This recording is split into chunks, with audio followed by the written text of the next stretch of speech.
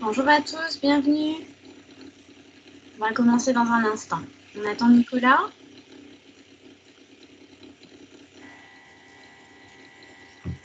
Je suis là, je suis présent. Parfait. Tu partages ton écran, Nicolas? Ouais, tout à fait, Ok, je vais gérer ça. parfait. Parfait. Euh, Alors, ok, par contre, toi, tu t'occupes des personnes qui qui rentrent? arrive. Exactement. Super.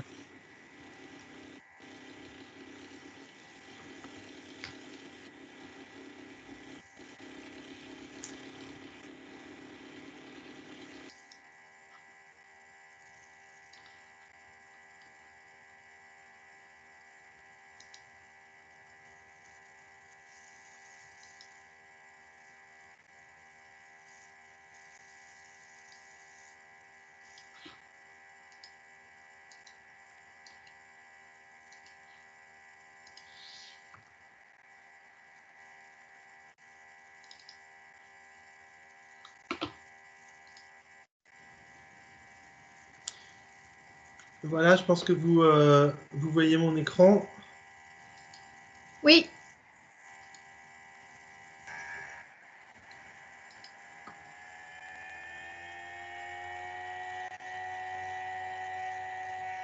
Ok, eh ben, en tout cas, merci d'être là pour cette table ronde. Enfin, c'est pas vraiment une table ronde d'ailleurs, parce que je suis seul à parler pendant un petit peu de temps, puis après, ben, j'espère pouvoir échanger avec vous. Euh, le travail qui est proposé là, c'est vraiment plus une réflexion générale sur la silver economy, davantage que voilà, ce ne sont pas des propos des propos qui ne se veulent pas véridiques, c'est plutôt une proposition conceptuelle, puisqu'aujourd'hui la silver economy est à un tournant, on le sait, on en a parlé tout à l'heure, donc c'est ça que je vais essayer de vous présenter. Alors désolé pour le retard, mais c'est vrai qu'on a toujours des partenaires qui parlent plus que ce qu'on avait prévu. Voilà. Alors l'idée c'est que voilà, je vais revenir sur la silver economy un petit peu. Ce qu'est la silver economy, puis faire une proposition conceptuelle. Alors pour information, cette conférence, si jamais vous ennuyez ou qu'on est trop en retard, cette conférence, elle est enregistrée, elle sera rediffusée sur les réseaux sociaux et je vais donner la même conférence vendredi prochain à 15h30 dans le cadre des ateliers de Silver Echo en une version un petit peu peut-être plus synthétisée. Euh, donc, en préambule, je vous explique un petit peu le propos qui m'a amené à réfléchir à ça et les constats qu'on fait aussi en étant au quotidien en lien avec des seniors et avec des entrepreneurs et avec des institutionnels. Aujourd'hui, il ne faut pas oublier qu'il y a 92% des Français de plus de 60 ans qui sont réputés autonomes, c'est-à-dire qu'ils n'ont pas d'aide personnalisée à l'autonomie, ils n'ont pas de handicap spécifique, ça ne veut pas dire que quand on est vieux, tout va bien et qu'on peut courir partout. Autonome, ça veut dire qu'ils peuvent vivre au quotidien comme qu'ils le souhaitent. Donc la vieillesse n'est pas qu'un problème de santé publique, ça c'est un discours évidemment qu'on entend de plus en plus. C'est surtout un phénomène de société et c'est ça qu'on traite chez Silver Valley, comme ça a été rappelé tout à l'heure, sur la dimension transition démographique. Donc la proposition, c'est de faire en sorte de surtout mettre l'angle déficitaire, le regard déficitaire sur la vieillesse. Qu'est-ce que c'est? C'est de considérer en fait que la personne âgée, même si elle est en bonne santé, elle est dans une logique de décadence, de décroissance, et que, alors c'est pas faux, évidemment que c'est pas faux, mais l'idée c'est que c'est pas parce qu'on a un certain âge qu'on est forcément en déficit de quelque chose. Au contraire, il y a plein de moyens de le compenser. Donc c'est dans ce cadre que je propose d'aborder la silver economy comme une économie de l'ajustement à un avancé en âge, en même temps qu'être une économie de la prévention et de la perte d'autonomie. Donc c'est pas tout à fait la même chose, vous allez comprendre pourquoi. Et vous avez entendu tout à l'heure le discours de Brigitte Bourguignon qui parlait de l'économie de l'autonomie. Et c'est vraiment cette idée-là qui est aujourd'hui très importante, c'est que 92%, encore une fois, des personnes âgées de plus de 60 ans sont réputées autonomes. Alors, retour rapide sur la silver economy. En plus, je vois que sont connectés des gens qui ne sont pas forcément dans la filière, donc j'en profite vraiment pour rappeler la définition officielle qui a été créée en 2013. Donc, c'est une filière transversale, multisectorielle, puisque aujourd'hui, tous les Alors Aurélie, l'enregistrement s'est arrêté. Donc voilà. Pardon. Il n'y a aucune filière industrielle qui n'est pas touchée par la silver economy, puisque 30% de la population quasiment a plus de 60 ans. Donc il s'agit de l'ensemble des marchés, des activités, des enjeux économiques liés aux personnes de plus de 55 ans. Alors pourquoi 55 ans? C'est pas du tout parce qu'à 55 ans on est vieux, c'est parce que souvent à 55 ans, c'est l'âge auquel on devient aidant pour une personne plus âgée, et il y en a de plus en plus des aidants puisque l'allongement de la vie est un fait. Donc en fait finalement c'est le moment où on met le pied dans le grand âge, cet âge-là, et donc quelque part les besoins de l'aidant sont super importants. Donc c'est une invention française malgré le nom anglicisant. Dans le reste du monde, on appelle cette économie aging economy, qui parle plutôt de la dimension de santé, médico-sociale et sanitaire, ou économie de la longévité, économie des seniors. Alors, les seniors, c'est quoi? Alors ça, je ne vais pas du tout rentrer dans les détails parce que j'ai fait tellement de conférences sur ce sujet, je pense que vous trouverez très facilement cette idée des 9 profils, et j'ai même écrit un livre là-dessus. En tout cas, la question, et ça, toutes les personnes qui sont au contact de seniors ou qui sont seniors eux-mêmes le savent, il n'y a pas un senior ou deux, il n'y a pas des clichés de seniors, il y en a bien plus que ça c'est une évidence aujourd'hui pour tout le monde, mais quand on rentre dans le secteur de la longévité, en fait, on se rend compte qu'il existe surtout deux stéréotypes importants, celui du jeune senior dynamique qui dépense plein d'argent, et puis celui de la vieille dame repliée au fin fond de son EHPAD ou de sa campagne, et qui est complètement, qui attend la mort. C'est évidemment des stéréotypes qui sont complètement faux, comme vous le savez. Et aujourd'hui, les seniors, c'est d'abord 3 générations. Une génération très âgée, qui est née pendant la guerre, avant la guerre, qui est vraiment centrée sur la frugalité, le collectif, une génération beaucoup plus individualiste, qu'on appelle les boomers, qui sont nés souvent dans l'après-guerre, qui ont vécu la société de consommation, qui ont vécu aussi l'individualisme, sans critique aucune, en tout cas, le fait qu'il fallait trouver quelque chose, il fallait trouver une place dans la société, et les jeunes seniors qui sont les aidants, qui travaillent encore, qui sont nés au cœur de la société de consommation qui est la nôtre aujourd'hui, qui sont tous très différents. Donc rien que déjà l'approche par génération, évidemment, nous donne des nuances de seniors qui sont très différentes, et bien sûr des modes de vie aussi. Donc ce rapide mapping pour vous montrer à quel point les profils de seniors dont on parle dans la silver economy sont extrêmement variés. Aujourd'hui, c'est un discours qui est connu et reconnu, et tant mieux. En tout cas, bien sûr, toujours l'avoir en tête. Donc on l'a vu, hein, ça représente 16 millions de personnes en France, 25% de la population française a plus de 60 ans, avec un départ à la retraite en moyenne à 63 ans quasiment, 62,8 ans, et une espérance de vie très importante. Cette espérance de vie, effectivement, est très différente entre les hommes et les femmes aujourd'hui, voilà, mais ça tend à se resserrer. Alors, la silver economy, ça vient d'où? C'est une question importante, parce qu'on oublie parfois que la France a toujours été en pointe sur les questions de politique vieillesse. Donc un petit rappel historique sur la politique vieillesse. Donc évidemment, les vieillards, les indigents, ça existe depuis toujours, sauf que l'espérance de vie s'est tellement allongée qu'à partir du début du XXe siècle, il a fallu se poser quand même la question des personnes âgées, parce que la révolution industrielle a complètement posé la question de la retraite, puisque les salariés qui travaillaient dans les usines ne pouvaient pas travailler si vieux que ça. Ils étaient très abîmés par le travail, et il a fallu faire quelque chose de ces travailleurs pauvres qui étaient à la retraite. Dès 1910, la question s'est posée. En 1928, le vieillissement démographique est devenu une priorité, parce que l'allongement de la vie était tellement important, et surtout, on voyait bien avec toutes les pertes qu'il y a pu avoir, à la fois bien sûr pour la guerre 14-18 et puis l'épidémie de grippe espagnole qui a été extrêmement importante, hein, on en reparle maintenant, mais en tout cas, ça a fait il y a eu un véritable un véritable tournant à ce moment-là sur le vieillissement démographique. Et puis surtout, la date la plus importante pour nous tous, ici, c'est bien sûr 1945, avec la mise en place de la sécurité sociale, de l'assurance retraite, qui a complètement changé la donne concernant le vieillissement, puisque l'assurance retraite, ça voulait dire que n'importe qui avait droit à une retraite, mais il faut savoir que quand on a créé la sécurité sociale et la CNA, hein, la Caisse nationale d'assurance vieillesse, l'espérance de vie était de 65 ans, c'est-à-dire quelques années seulement après la fin de la retraite. Donc en 70 ans, on a gagné 30 ans d'espérance de vie, ce qui est absolument colossal, et ça a bien sûr changé tout le sujet. Donc on voit au fur et à mesure des années, par exemple, à quel point les années 2000, donc le début du 21e siècle, là vous voyez 2001, 2003, 2004, etc., on voit que les politiques vieillesse se sont accentuées, accélérées, avec l'aide personnalisée à l'autonomie, la création de la CNSA, la Caisse nationale de la solidarité pour l'autonomie. Bien sûr, la canicule de 2003 et ses 15 000 morts a apporté, a fait beaucoup réfléchir la société. On va avoir sans doute le même phénomène dans les années qui arrivent avec la suite du Covid, évidemment. Et puis surtout, en 2013, la création de la filière Silver Economy.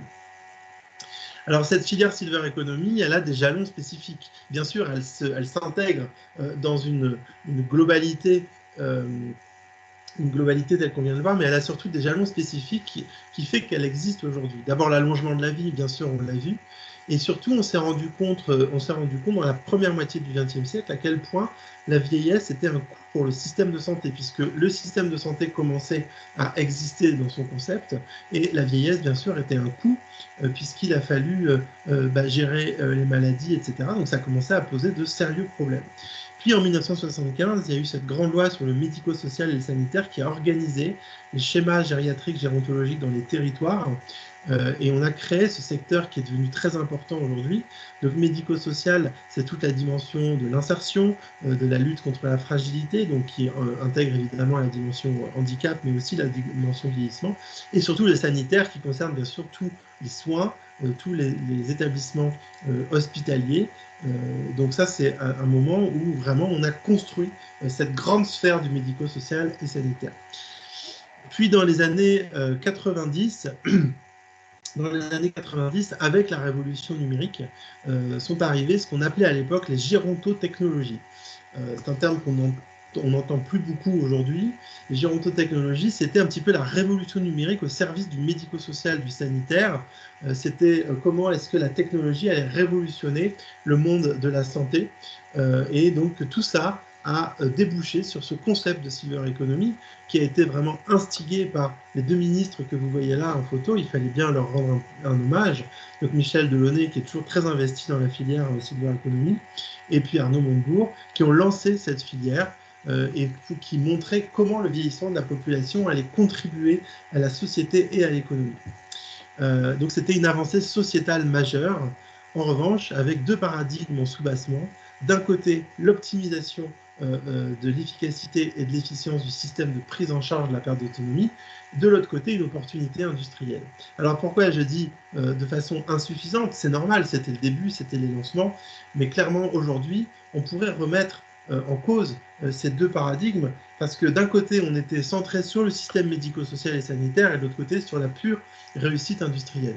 Donc évidemment, c'était une idée absolument géniale, mais aujourd'hui, on peut questionner cette approche, puisqu'en réalité, la Silver Economy recouvre des univers socio-économiques complexes, qui sont parfois mal définis.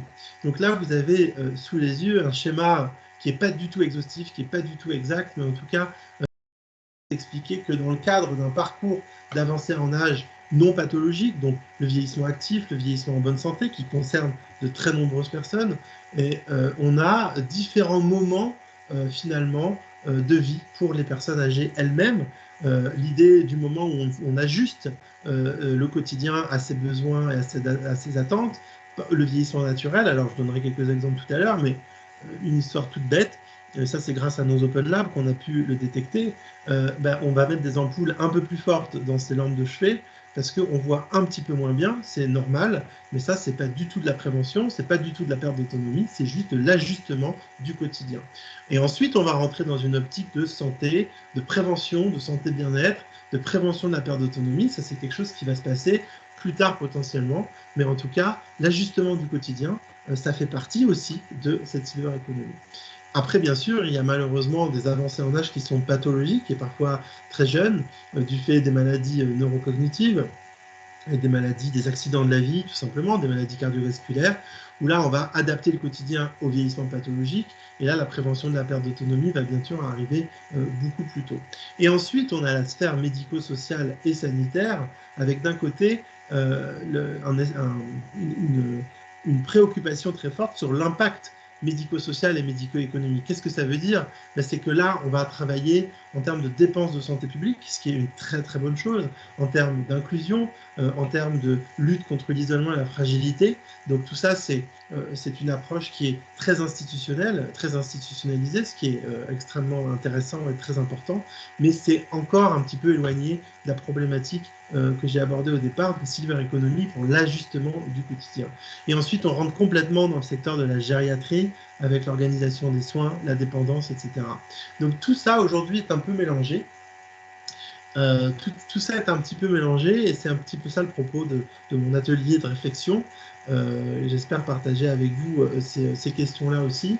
Et l'idée, c'est que ces origines, on peut un peu les questionner aujourd'hui, parce que le monde a un peu changé, on peut dire, et surtout, là, on a une accélération considérable de ces changements. Aujourd'hui, la silver economy, elle émane de deux grandes instances institutionnelles qui ont été ultra prospectives, donc je salue énormément ce travail, hein, vous l'avez compris, on est extrêmement reconnaissant de cette approche. Avec un État gestionnaire et un secteur médico-social qui perçoit le vieillissement d'abord avec un regard déficitaire et comme un centre de coût. Alors attention, je parle du point de vue scientifique, donc je parle de façon objective, parce que quand on voit centre de coût et regard déficitaire, on se dit non mais n'importe quoi, c'est pas du tout comme ça qu'on voit les choses. Eh bien si, en fait, l'État aujourd'hui, quand il travaille sur les problématiques de santé publique, évidemment, l'objectif c'est de maintenir le système de santé tel qu'on le connaît aujourd'hui. Quand on parle de prévention de la perte d'autonomie, eh bien sûr qu'on pose un regard de déficit sur la personne âgée. Donc ça, c'était une problématique qu'il faut bien avoir en tête, mais en revanche, il faut aussi pouvoir sortir de ce paradigme. Et on voit aussi que l'autre origine, c'est cette industrie technologique qui perçoit le vieillissement comme un centre de profit. C'est-à-dire qu'on a parlé des points de PIB que pouvait apporter la silver economy. Tout ça est très important, très intéressant, et ces jalons à l'origine de la silver economy nous permettent aujourd'hui de questionner en fait ce modèle.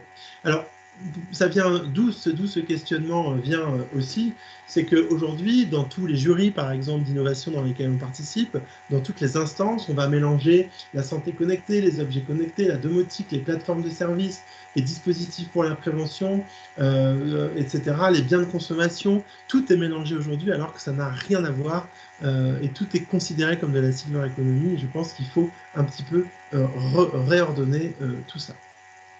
Et vous voyez un verbatim, ça va faire sourire Nicole qui est parmi nous, un verbatim qui est très important pour nous, qui est fondateur de notre réflexion. C'est Jean-Pierre qui a 88 ans, qui un jour m'a dit « J'ai 88 ans, j'ai eu des cancers, des problèmes de hanche, j'ai coûté à la société, mais je lui ai rapporté aussi. Pour moi, ma vieillesse n'est ni plus ni moins que la continuité de ma vie. Retraité, oui, et alors je suis toujours le même, je suis continuité.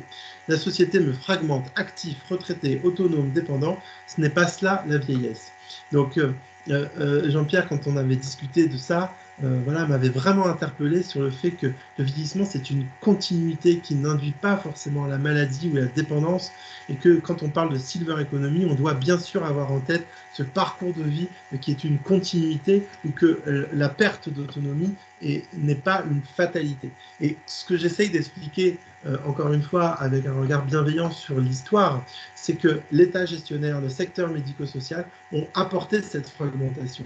Il y a même certains chercheurs aujourd'hui qui disent que la création de la sécurité sociale a fragmenté la société avec d'un côté les actifs et les retraités. Aujourd'hui, bien sûr, il faut qu'on arrive à casser ces clivages pour pouvoir prendre en compte ce vieillissement considéré comme une continuité. Donc voilà un petit peu le propos liminaire que je voulais partager avec vous pour expliquer pourquoi aujourd'hui on peut repenser les cadres conceptuels de la silver economy. Donc en réalité, on ne peut pas dire qu'il y a une silver economy, mais il y a des silver economy. On peut considérer qu'il y a 3 types de silver economy.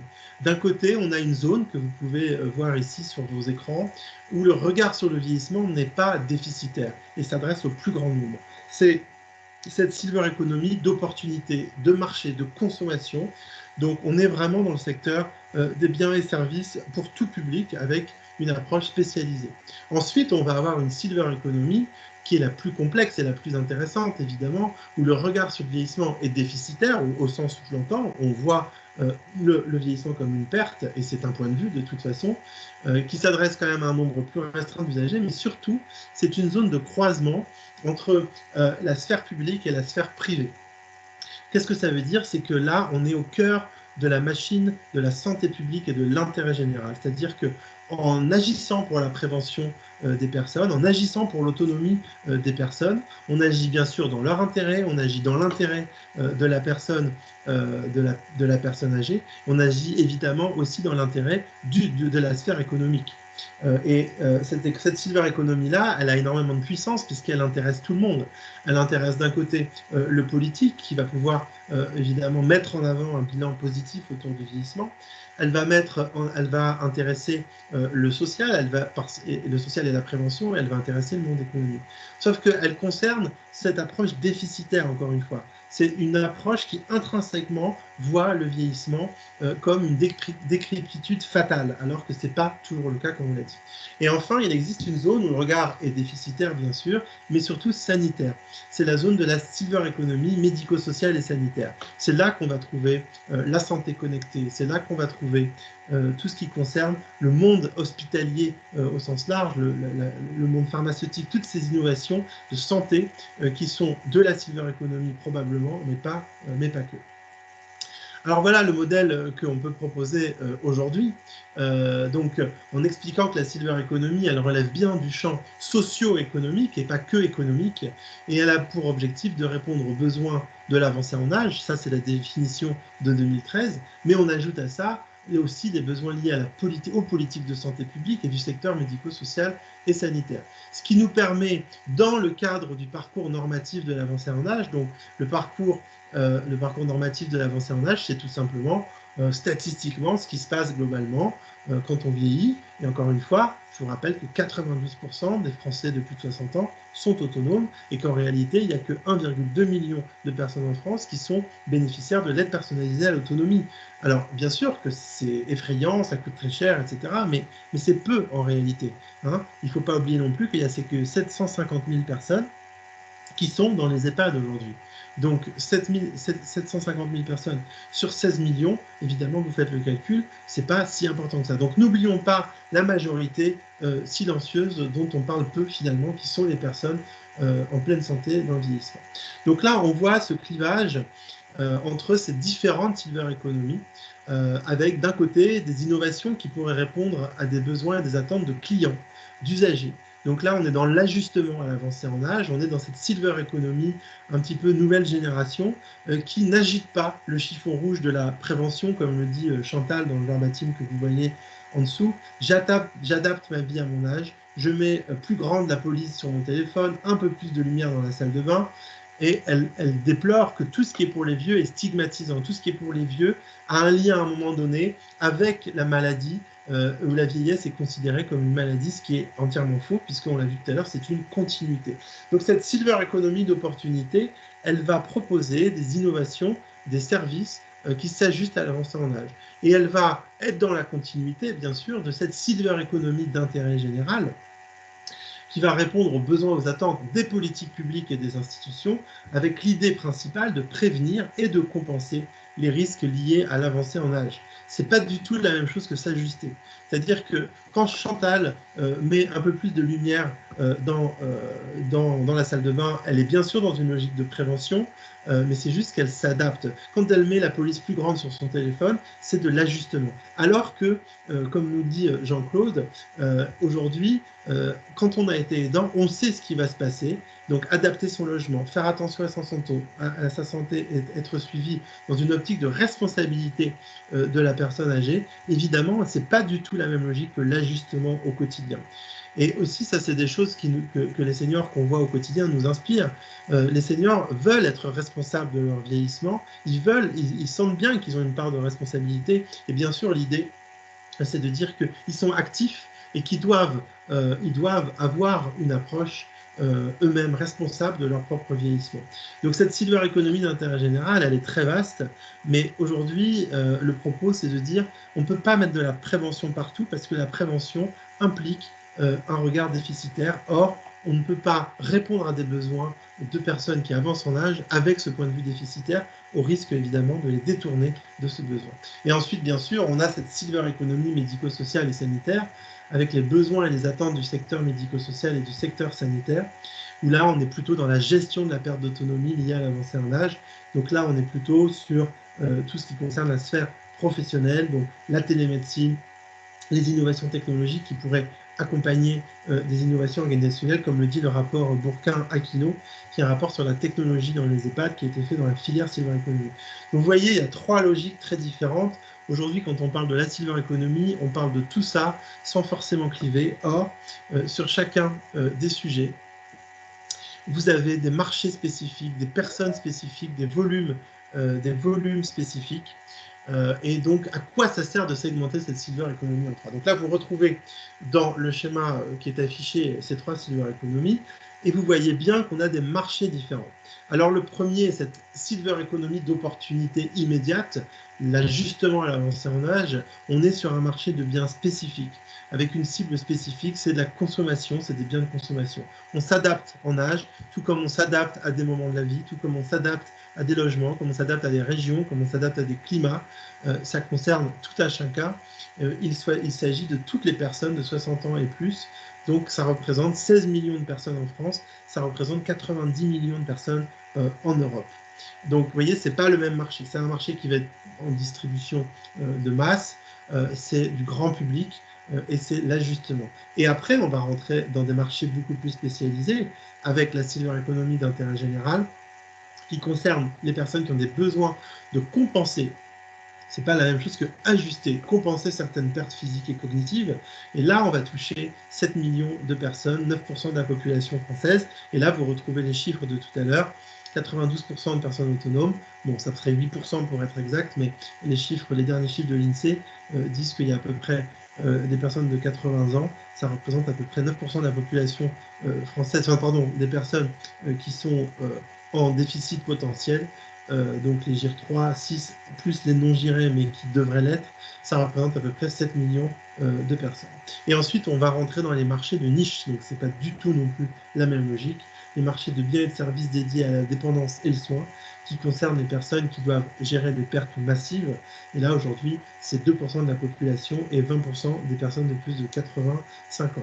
Donc, ce qui est important de comprendre dans ce schéma, c'est qu'on a bien trois marchés différents, trois systèmes d'acteurs différents, trois économies différentes, et avec des marchés de biens de consommation classiques, des marchés spécialisés et des marchés de niche. Ce n'est pas du tout la même logique quand on fait du marketing ou de l'économie, cette approche-là.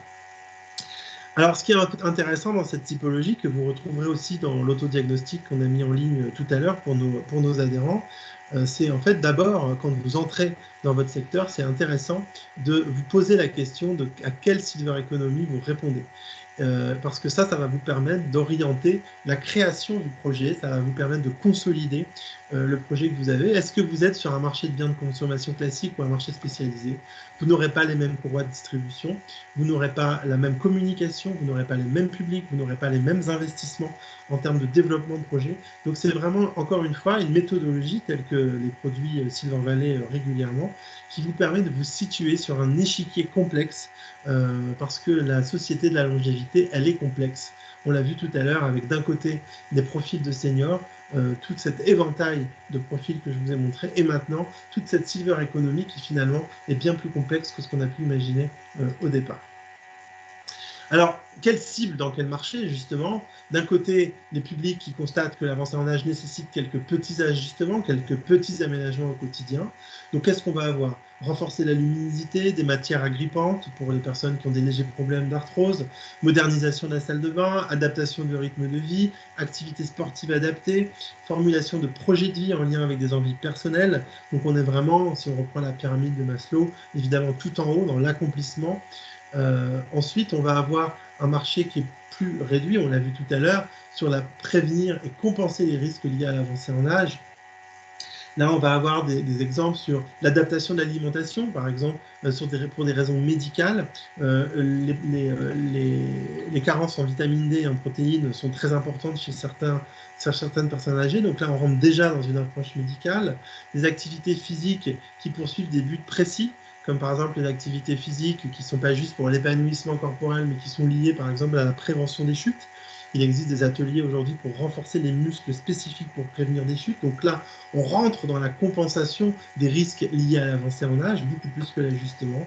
Et puis aussi la constitution d'un réseau d'aidance qui peut veiller sur la personne pour prévenir, pour compenser les différentes possibilités. Donc là, encore une fois, on a bien une différence entre l'ajustement et la compensation. Et ensuite, dans cette silver economy médico-sociale et sanitaire, évidemment, on va parler des personnes plus dépendantes, et là, on rentre dans des systèmes plus lourds, avec des systèmes de téléassistance, des conciergeries des dents, des recours d'aide à domicile médicalisée, une forte adaptation du logement, une mobilité résidentielle, le suivi médical accru comme l'observance des médicaments dans le cadre des maladies neurodégénératives, c'est un vrai sujet qui coûte près de 9 milliards d'euros à l'assurance maladie, et le recours à des aides techniques qui sont plus lourdes. Donc vous voyez, on a toutes ces logiques. Donc aujourd'hui, quand on est comme Silver Valley, à parler de silver economy, d'innovation, il faut un petit peu qu'on rentre en finesse dans ces différentes silver economy pour vraiment positionner les projets, les enjeux dans différents marchés. Donc, comme le public des seniors, la silver economy est plurielle. Aujourd'hui, cette silver economy, notamment celle de l'ajustement, elle permet de répondre immédiatement à des besoins. C'est-à-dire qu'il suffirait aujourd'hui d'appuyer sur un bouton, finalement, de diffuser massivement des offres d'ajustement pour pouvoir non seulement faire en sorte que des startups puissent vivre confortablement et toucher le plus de seniors possible. Donc évidemment, vous l'avez compris, si vous avez assisté à la première partie de notre soirée, c'est comme ça qu'on a imaginé le Scale-up Lab. Le Scale-up Lab, il va servir en fait à repérer les différents projets, qu'ils soient en silver economy d'ajustement ou en silver economy d'intérêt général, pour pouvoir les diffuser le plus largement possible, parce qu'aujourd'hui, ces besoins sont immédiats et ça va aller de plus en plus vite. Aujourd'hui, il y a 20% de la population européenne qui est concernée par tous ces produits et ces services qui sont non stigmatisants potentiellement, mais qui sont à minima adaptés aux besoins et aux envies. Ça fait 90 millions de personnes. Ça veut dire que si demain, vous avez des projets d'innovation, que vous soyez une start-up, une PME, une association, une institution publique, ça veut dire que vous pouvez toucher des très gros marchés, et je ne parle même pas du marché chinois ou du marché américain. Donc, ce type d'approche plus nuancée permet d'analyser mieux les projets d'innovation et de vous orienter évidemment auprès des bons publics, que ce soit des publics de distributeurs, de prescripteurs, de communicants et de marketing. Donc, cette idée, c'est de faire de la silver economy une réalité concrète. Parce qu'aujourd'hui, on a du mal à avoir des chiffres de réussite. Il n'existe pas de licorne de la silver economy. Les licornes de la silver economy, ça serait des startups qui sont valorisées plus d'1 milliard d'euros. Aujourd'hui, on n'en a pas parce qu'on n'a pas réussi à se saisir de cette opportunité immédiate, de cette économie de l'ajustement dont j'ai parlé tout à l'heure. On est trop dans la prospective, finalement, trop dans le médico-social et sanitaire, et ça ne touche que des marchés restreints par rapport au grand marché de la transition démographique. Alors, quelques propositions pour aller plus vite. Alors ça, c'est ce que j'ai proposé au cabinet de Brigitte Bourguignon, bien sûr. Donc rapidement, histoire de terminer sur des notes concrètes. Donc l'idée, pour aller plus vite, c'est bien sûr impulser un changement de regard radical sur la vieillesse. Aujourd'hui, il y a un véritable problème d'essentialisation de la vieillesse qui est lié à cette historique médico-social, sanitaire, où en fait, une personne, dès lors qu'elle est âgée, est dépossédée de son identité globale. C'est-à-dire que comme elle manifeste des traits de vieillissement, que vous connaissez évidemment tous, on ne va plus la voir que comme une personne vieille, alors qu'en fait, une personne âgée vient toujours de quelque part et sa singularité est préservée. Et ce regard-là est très important à conserver parce qu'il nous met toujours en tête que la vieillesse est une continuité davantage, évidemment, qu'un clivage avec toutes ces identités qu'on a créées dans ce secteur médico-social, sanitaire et institutionnel, comme j'ai pu le critiquer tout à l'heure. Évidemment, il faut optimiser les financements publics dédiés. Aujourd'hui, il y a 1 milliard d'euros qui est consacré à la silver economy, à l'action sociale, avec tous les grands acteurs. Donc, rapidement, il y a la CNAV, évidemment, il y a la GIRC-ARCO, il y a la Caisse des dépôts, il y a la BPI également, la Banque publique d'investissement. Le calcul, c'est à peu près 1 milliard d'euros consacrés à nos secteurs. C'est beaucoup d'argent, c'est très bien, même si on pourrait toujours en avoir plus, sauf qu'aujourd'hui, au niveau des financements spécifiques, il n'existe pas de véhicule financier dédié à la silver economy, parce que la silver economy, c'est un secteur complexe qui est multisecteur, multifilière, et donc on a du mal à trouver les bons financements pour cette silver economy. Ensuite, on va avoir un problème qu'on appelle la solvabilité des seniors. Alors vous allez dire, vraiment, ils pensent qu'au fric, etc. Mais en fait, la réalité, c'est que si on crée toutes ces innovations dans l'ajustement, ça veut dire que la personne âgée elle-même va devoir sortir de l'argent de sa poche pour pouvoir payer les services qui pourront améliorer sa longévité. Ce n'est pas la sécurité sociale qui va rembourser tout, puisque dès lors qu'on considère que le vieillissement n'est pas une maladie, ça veut dire qu'on participe soi-même de son vieillissement. Aujourd'hui, il y a un problème de solvabilité des seniors parce que les seniors sont souvent riches de patrimoine, beaucoup plus que de liquidité, c'est-à-dire qu'aujourd'hui, là où on a 54% de la population qui est propriétaire de son logement, il y a 73% des personnes de plus de 60 ans qui sont propriétaires de leur logement. Donc ils sont beaucoup plus propriétaires de leur logement, sauf que ces logements ne sont pas liquéfié, c'est-à-dire que ce n'est pas de l'argent qu'on peut toucher immédiatement. Donc il y a un vrai sujet pour liquéfier ce patrimoine sans forcément mettre les gens dehors. Il existe des tas de solutions, comme par exemple le viager mutualisé ou le principe de e-buyer qui permettent de liquéfier des patrimoines en permettant aux personnes de rester dedans et adapter les logements. On a aussi des jeunes seniors qui sont de plus en plus connectés. On a eu la preuve ce soir, évidemment, qui ont des smartphones, qui sont très à l'aise, notamment avec les plateformes d'économie collaborative. Voilà, à titre d'exemple, il y a 13% des transactions sur Airbnb qui sont faites par des gens de plus de 65 ans. Ça veut dire qu'il y a des revenus qui sont générés par des seniors précaires qui parfois sont propriétaires de leur logement et ont trouvé que ça à faire finalement pour pouvoir avoir un peu plus d'argent à la fin du mois que de louer leur logement. Et ben, la proposition qui a été faite au ministère, c'est de défiscaliser ces revenus pour les retraités les plus précaires. Et c'est la même chose pour les revenus issus du cumul emploi-retraite. Il y a de plus en plus de retraités qui sont obligés de travailler jusque tard. Alors, je ne parle pas de la reine d'Angleterre, qui est la plus vieille salariée du monde, puisqu'elle a 94 ans, mais les retraités travaillent tard et ils cumulent des revenus de l'emploi et de la retraite, et pour certains, on pourrait défiscaliser ce type de revenus.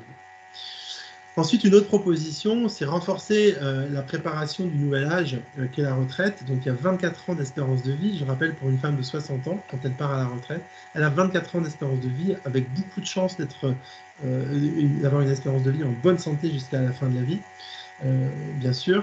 Et donc, l'idée, c'est que plus cette espérance de vie va s'allonger, plus le moment en dehors du travail sera long. Et la difficulté, c'est que quand on est à la retraite et qu'on a tout construit autour de son identité professionnelle, et ben on perd bien sûr son identité. Et alors que quand on se prépare au passage à la retraite, on a beaucoup plus de chances de vivre mieux et de vivre comme on le souhaite en préparant ce projet de passage à la retraite. Alors, il existe bien sûr des grandes organisations comme AG2R, Mondial, qui fait ce genre de choses, mais on a aussi des startups qui proposent des très beaux programmes de passage à la retraite, comme les Talents d'Alphonse, par exemple, ou la startup Neopi, qui ont vraiment travaillé sur la digitalisation des parcours de passage à la retraite. Donc évidemment, on les accompagne avec beaucoup d'attention pour que ces parcours soient généralisés. Et enfin, il y a d'autres chantiers prioritaires qui sont bien sûr connus de tous aujourd'hui, avec l'autonomie numérique des seniors. L'intérêt, c'est que un des aspects très positifs des confinements successifs, c'est que les seniors sont devenus totalement enfin pas tous hein, malheureusement, mais les seniors sont devenus de plus en plus compétents sur le plan numérique. Il faut savoir qu'une personne qui a aujourd'hui 80 ans n'a pas connu forcément Internet dans son travail. Peut-être qu'elle a eu un poste, il ou elle a eu un poste de travail informatisé, mais pas Internet. Donc ils ont dû apprendre sur le tas. Et finalement, l'isolement lié au confinement a permis à pas mal d'entre eux à se numériser, à avoir une appréhension du monde plus digitale. Et ça, c'est une très bonne nouvelle parce que beaucoup de produits et de services aujourd'hui sont bien sûr liés au monde digital. Voilà un petit peu mon propos. J'ai dit beaucoup de choses. C'était un peu un essai que je faisais aujourd'hui parce qu'on a travaillé sur cette réflexion avec Silver Valley depuis quelques mois. Donc, je suis bien sûr complètement à l'écoute de vos questions, de vos remarques, de vos critiques. Peut-être que vous avez trouvé que certains propos étaient trop radicaux ou pas assez étayés. En tout cas, je suis à votre disposition. Je vous propose donc de lever la main avec la petite main qui se situe en haut à droite et pour que je puisse vous donner la parole. Alors, est-ce qu'il y a des mains levées? Alors, une main levée de Nicole. Allez-y, Nicole. Alors, je voulais dire que... Vous m'entendez? Très bien.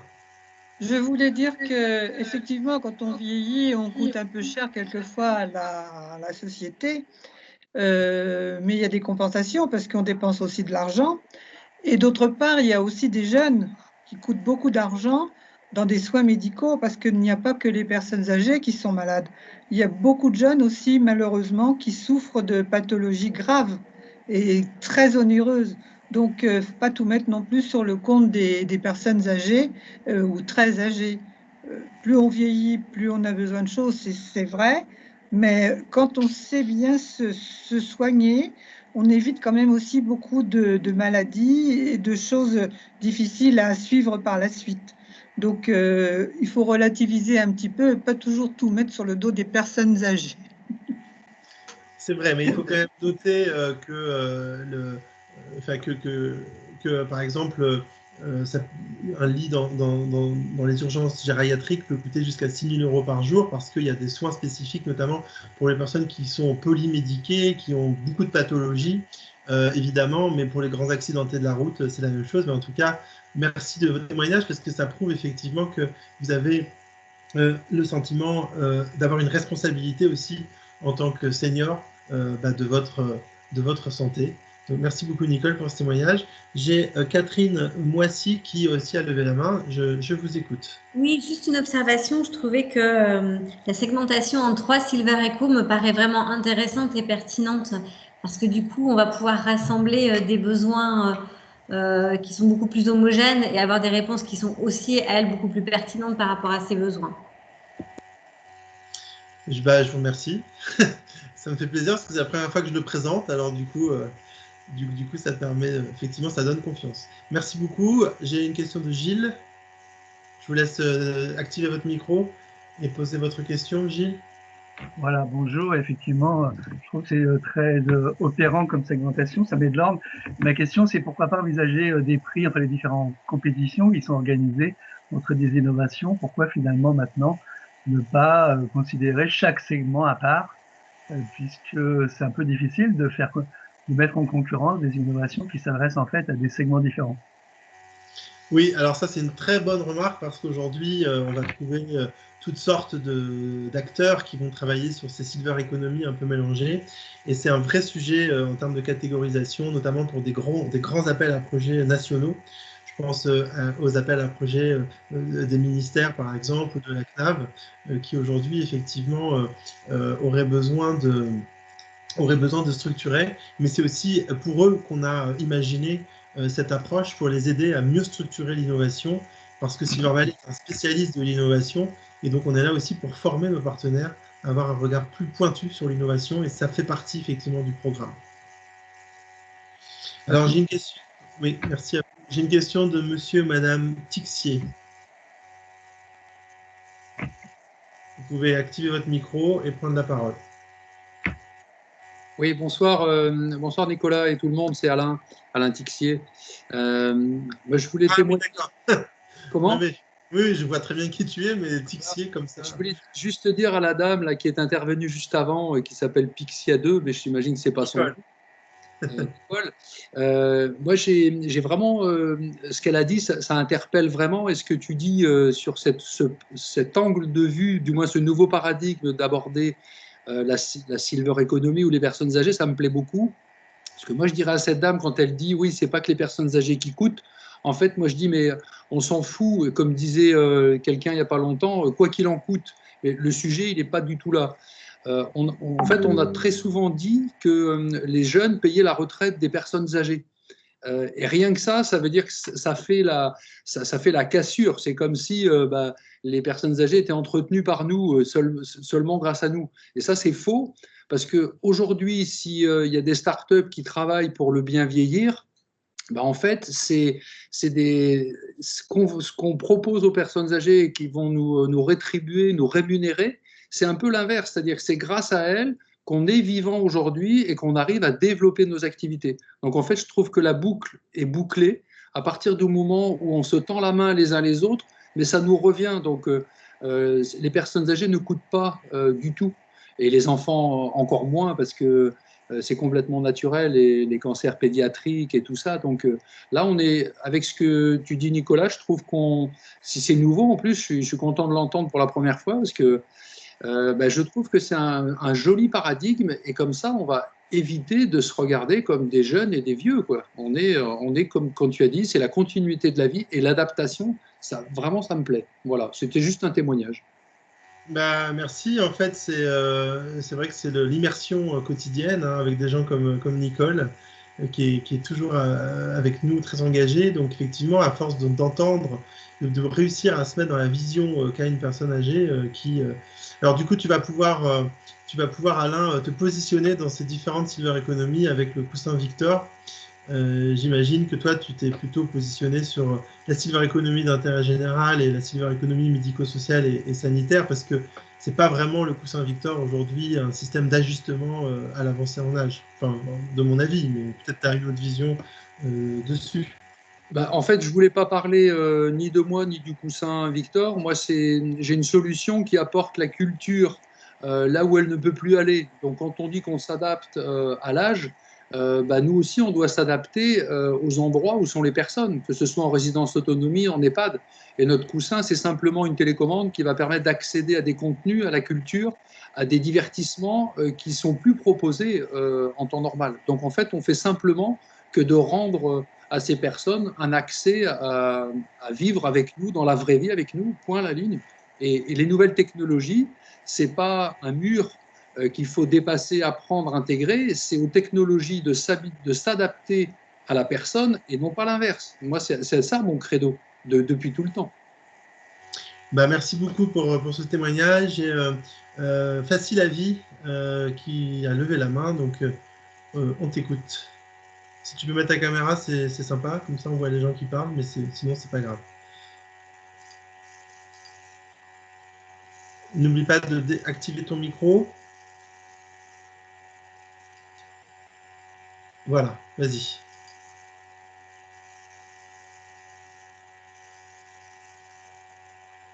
Voilà, on n'entend rien.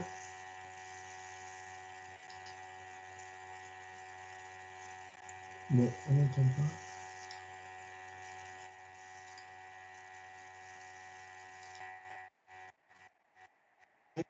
Pas. Donc, je vais passer à l'autre question. Donc, c'était Sylviane qui a levé la main. Donc, Sylviane, on vous écoute.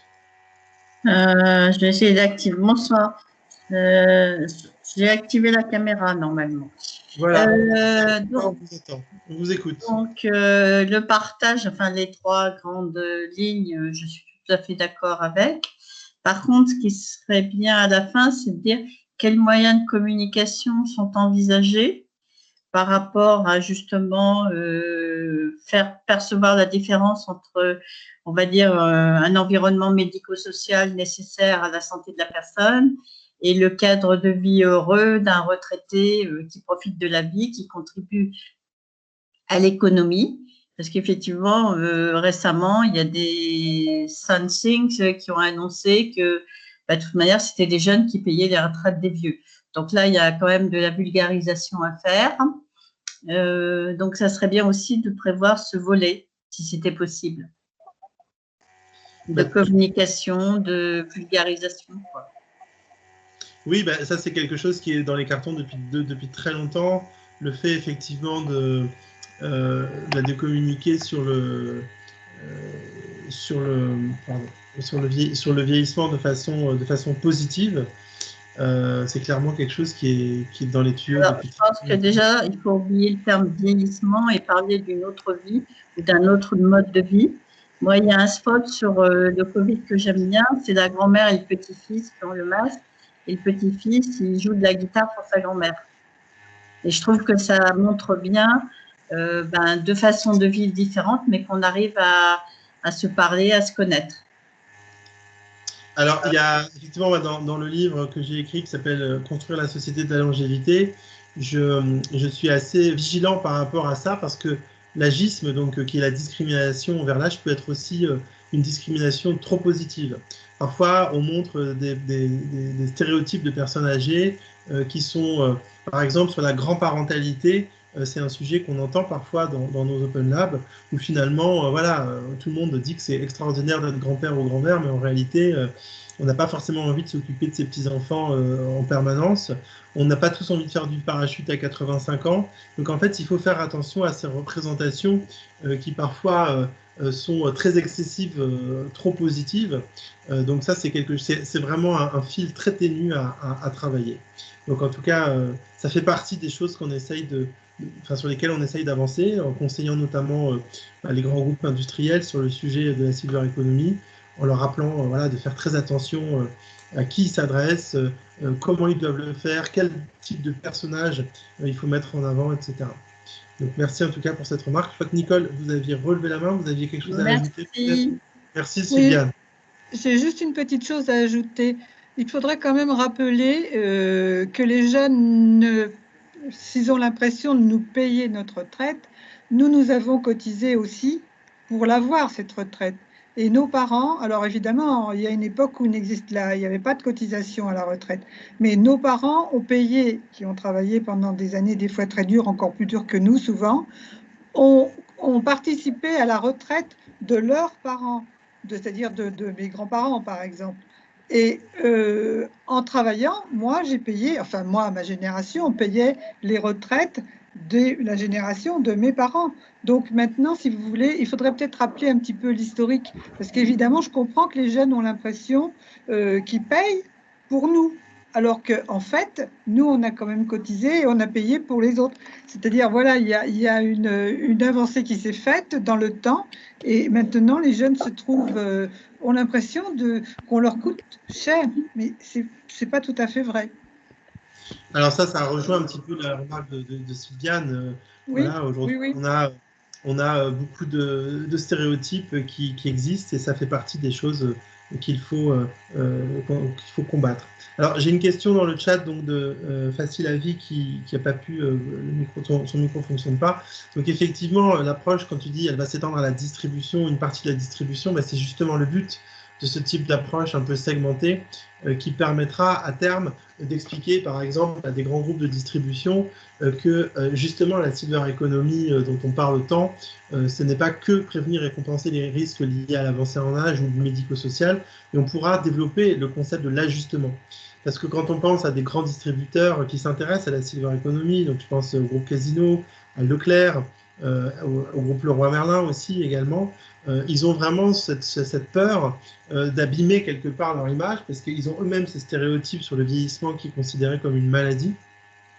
Alors que si on arrive avec eux, vers eux en leur expliquant que les produits et les services qu'ils proposent sont des services d'ajustement, d'amélioration du quotidien, qui peuvent concerner plein de personnes différentes, avec bien sûr les parts de marché qui vont avec. Donc en tout cas, si ça peut t'aider, cette segmentation, n'hésite pas à la reprendre. De toute façon, je vais en reparler beaucoup. N'hésite pas à reprendre cette segmentation pour aller convaincre des distributeurs demain que en fait, s'intéresser au marché des personnes âgées, c'est pas que de faire du paramédical, du médical, etc., etc. Que c'est aussi de l'ajustement et des choses toutes simples. Voilà, ce que j'ai dit, hein, c'est agrandir la police de son écran sur son smartphone. Alors, bon, c'est pas forcément une innovation absolument incroyable qui va rapporter des milliards d'euros à son créateur, mais le sujet, c'est qu'en fait, on est bien dans un ajustement et pas dans une prévention. Voilà. L'image que j'utilise souvent sur cette idée d'ajustement, c'est que si vous marchez sur du plat, par exemple, vous allez développer un effort musculaire X, par exemple, et qu'il va y avoir une montée, et donc vous allez devoir renforcer cet effort musculaire. Le fait de renforcer en fait cet effort musculaire ne veut pas dire, un, que vous allez mourir au milieu de la côte, ou bien deux, que vous n'allez pas arriver en haut de la côte. Donc on est bien dans un ajustement et non pas dans la prévention, comme quoi vous n'allez pas y arriver.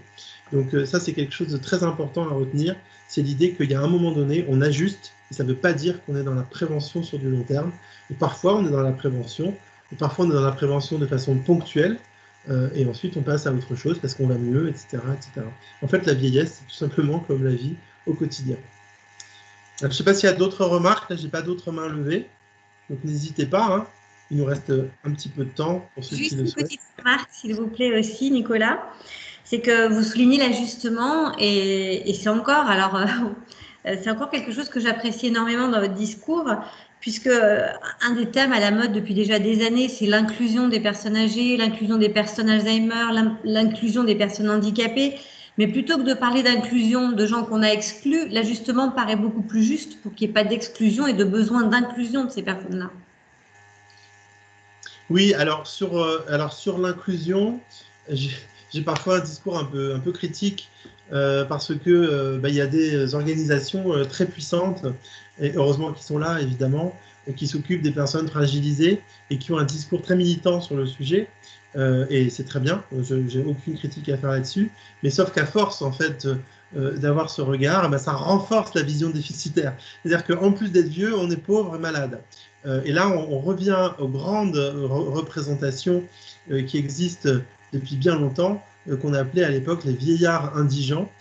Et en fait, ça va très vite de retrouver cette représentation, là. D'accord. Je rebondis sur donc Facile la vie qui a précisé sa question.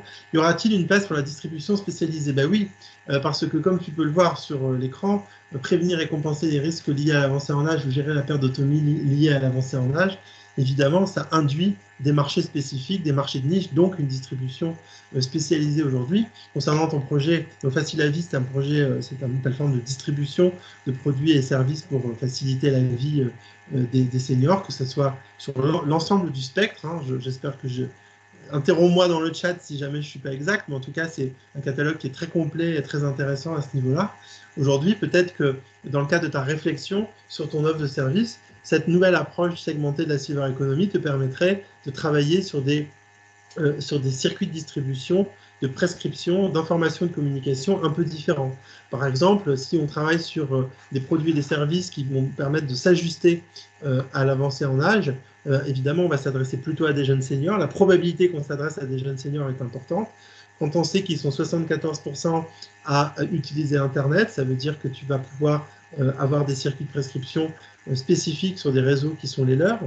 Je ne sais plus quel est le chiffre qui est sorti il n'y a pas très longtemps, mais je crois qu'il y a 40% des personnes de plus de 65 ans qui ont des comptes Facebook actifs.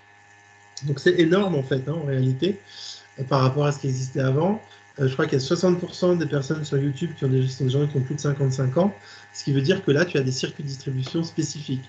Sur la partie de la compensation et la prévention, ce sont aussi d'autres circuits spécifiques dans lesquels il faut embarquer, bien sûr, tous les acteurs des politiques publiques de vieillissement et des politiques de prévention qui sont des prescripteurs très importants. Voilà un petit peu, plutôt, on ne peut pas réfléchir malheureusement de façon industrielle et totale sur la silver economy. Et toujours, tout est complexe. C'est-à-dire que la silver economy, du fait de la pluralité des profils, de la pluralité des économies liées à ce grand marché, on est obligé de faire dans le marketing de précision. Et bien sûr, c'est beaucoup plus de coûts, bien sûr, c'est beaucoup plus de complexité, mais c'est un marché qui a beaucoup de potentiel, comme on l'a déjà dit. Alors, d'autres. Catherine, vous avez relevé la main? Non? Vous avez autre chose à ajouter peut-être? Non, non, je suis désolée. Non, non, elle était restée, je l'ai enlevée tardivement. D'accord. En tout cas, s'il n'y a plus de questions, j'étais vraiment ravi de vous présenter pour la première fois en exclusivité à My Silver Valley ce concept triple de Silver Economy que, évidemment, je porterai autant que je peux parce que j'y crois et parce que c'est opérationnel. Vous trouverez bien sûr dans l'autodiagnostic. Alors Aurélie, si tu nous entends, je veux bien que tu remettes le lien de l'autodiagnostic en ligne dans le chat. Alors vous avez deux liens. Vous avez là le lien qu'Aurélie vient de mettre qui est le fichier de partage des contacts. Donc pour ceux qui ont envie de se rencontrer, voilà, donner son contact, contacter les autres suite à My Silver Valley, ça fait partie bien sûr de notre ADN de faire vous rencontrer. Et pour ceux qui ont des questions sur leur projet d'innovation, vous pouvez aller vous amuser ce soir sur l'autodiagnostic en ligne qui vous permettra d'avoir des recommandations, des méthodologies pour bien comprendre vos projets, comment ils fonctionnent, est-ce qu'ils sont pérennes, est-ce qu'ils sont durables, est-ce qu'ils sont utiles, et vous orienter vers les bonnes questions, les bons outils pour réfléchir aux projets d'innovation, que vous soyez intrapreneur ou entrepreneur. Et vous retrouverez les questions qu'on vient de se poser. À quelle Silver Economy vous appartenez? Vous verrez, vous pourrez comprendre et répondre à la question. En tout cas, je vous remercie beaucoup de votre attention. Merci beaucoup d'avoir suivi toute cette soirée avec nous. Donc, vous aurez le replay, bien sûr, qui va être diffusé. N'hésitez pas à tweeter aussi avec le hashtag MySilverValley et en nous taguant, bien sûr, Silver Valley. Voilà. En tout cas, merci à tous. Merci beaucoup. Très bonne soirée. Alors, le support, je ne vais pas le transmettre tout de suite. Sylviane, je vois votre question. Parce que je dois faire une autre conférence en exclu. Donc, je ne vais pas le diffuser tout de suite, mais bien sûr, il sera diffusé le plus largement possible. Merci Nicolas. Au revoir. Merci à tous et à toutes. Merci de votre participation. Merci et bonsoir. Merci Nicole, merci pour votre témoignage toujours pertinent. Toujours là. J'espère que je serai encore là l'année prochaine. Oh, je pense qu'il n'y a pas de problème. Je ne me fais pas de soucis. On ne sait pas. Allez, merci beaucoup. Et puis, bonsoir à tous et courage. Merci Nicolas. Merci. Bonsoir à tous. Au revoir, merci. Merci Nicolas. Au revoir, merci.